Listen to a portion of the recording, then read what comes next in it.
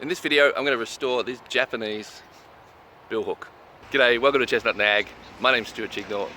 Previous video, I was cutting bamboo and I was doing a reasonable job with my Japanese axe. That's such a smooth cut. But this is the tool for it. Now these are often translated as Japanese hatchets. I would call it a bill hook. It's raining today, which is a rare event in Bendigo, so I'm taking the opportunity to spend time in the big shed at the Bendigo men's shed here in Long Gully, because they have the cool tools that'll make this job fast.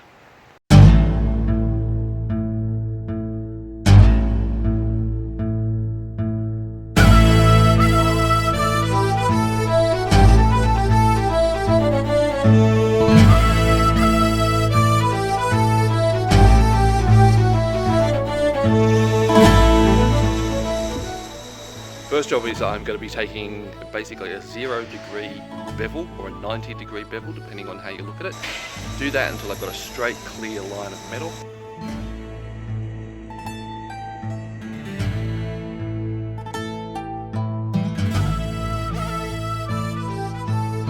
So it looks like we've got a straight... Actually, no, we haven't got deep enough. See this little pit here? That's gonna be on the edge when we sharpen the bevel, so I need to go a little bit more deeper there, but everything else looks good. So it's just that one little spot, so we'll just go a little deeper. That all looks good. Take it back square and then start working on the bevels.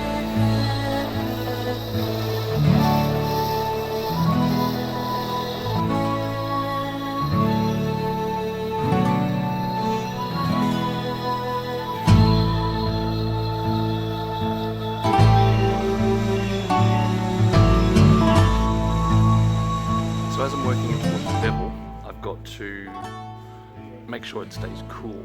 And to make sure it stays cool, I keep my fingers near the edge so that if the blade gets hot, I get burnt, which means the blade never gets hot because I don't like getting burnt. So I've got the water. Every time it warms up a bit too much, I just get it wet and then start again.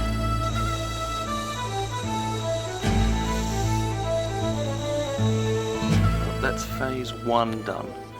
This little divot here makes it very hard to get in that, so I'm going to have to do all that by hand. But that's not bad for a rough start. Normally I would start a restoration by doing an electrolysis bath to get rid of all the rust off all of the tool before I started grinding.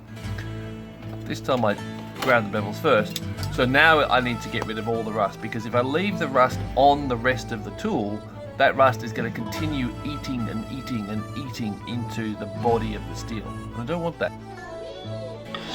And now it's time for the hatchet.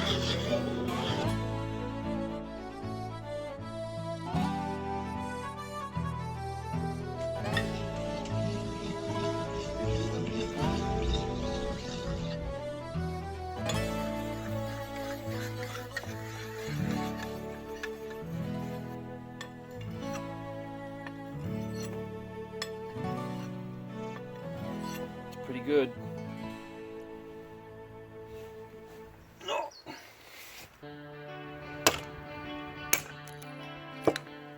On other YouTube channels, you will see an incredible mirror polish. You will see every skerrick of patina obliterated.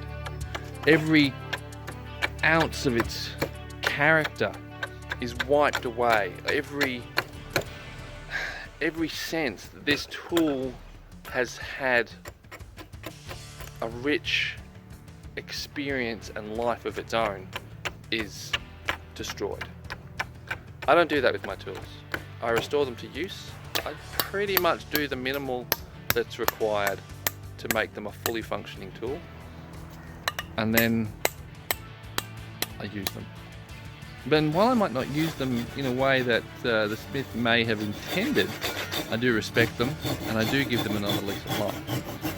And if you want to see a way where I'll be using a tool, this tool, in a way that is not what the smith intended, stay tuned for the next video where I'm going to get a much needed shave. And we'll see just how sharp I've managed to get this thing.